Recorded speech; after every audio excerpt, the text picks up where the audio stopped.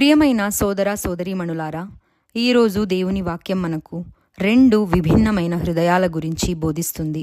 ఒకటి దురాశతో నిండిన హృదయం, మరొకటి ప్రేమ మరియు క్షమతో నిండిన హృదయం. మొదటి పట్టణంలో నాబోతు తన పూర్వీకుల నుంచి వచ్చిన ద్రాక్ష తోటను రాజు ఆహాబుకు ఇవ్వడానికి నిరాకరిస్తాడు. అది కేవలం ఒక భూమి కాదు, అది దేవుడు ఇచ్చిన వారసత్వం. కానీ ఆహాబు తనకు కావలసింది దక్కకపోవడంతో బాధపడతాడు. అతని భార్య యెజబేలు అబద్ధాలు కుట్రలు చేసి నాబోతును చంపించి ఆ ద్రాక్ష తోటను స్వాధీనం చేసుకుంటుంది. ఈ సంఘటన మనకు ఒక ప్రశ్న వేస్తుంది. నాకు లేని దాని కోసం నేను ఎంతగా తప్పిస్తున్నాను? చాలాసార్లు దేవుడు మనకు ఇచ్చిన ఆశీర్వాదాలను మరిచి ఇతరుల దగ్గర ఉన్నదాన్ని చూసి అసంతృప్తి చెందుతాము. దురాశ చిన్న కోరికగా ప్రారంభమై అసూయగా, తరువాత పాపంగా మారుతుంది. సువార్తలో యేసు ప్రభువు పూర్తిగా భిన్నమైన మార్గాన్ని చూపిస్తున్నారు. ప్రపంచం ఎవరైనా నిన్ను బాధిస్తే తిరిగి బాధించు అని చెబుతుంది. కానీ యేసు చెడుకు చెడుతో ప్రతిస్పందించవద్దు అని బోధిస్తున్నారు.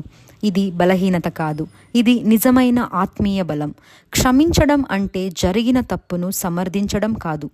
క్షమించడం అంటే ఆ బాధను దేవుని చేతుల్లో ఉంచడం. ప్రతీకారం మన హృదయాన్ని బంధిస్తుంది, కానీ క్షమ మనల్ని స్వేచ్ఛపరుస్తుంది. ఈరోజు మనల్ని మనమే పరిశీలించుకుందాం. నా హృదయంలో ఏదైనా అసూయ లేదా దురాశ ఉందా? నన్ను బాధించిన ఎవరినైనా నేను ఇంకా క్షమించలేకపోతున్నానా? దేవుడు ఇచ్చిన ఆశీర్వాదాలను నేను కృతజ్ఞతతో ఉన్నానా? యేసు మనలను ప్రేమ, దయ, క్షమ మార్గంలో నడవమని పిలుస్తున్నారు. ఆహాబు లాంటి స్వార్థ హృదయం కాకుండా క్రీస్తు లాంటి ప్రేమగల హృదయాన్ని కలిగి ఉండాలని ప్రార్థిద్దాం.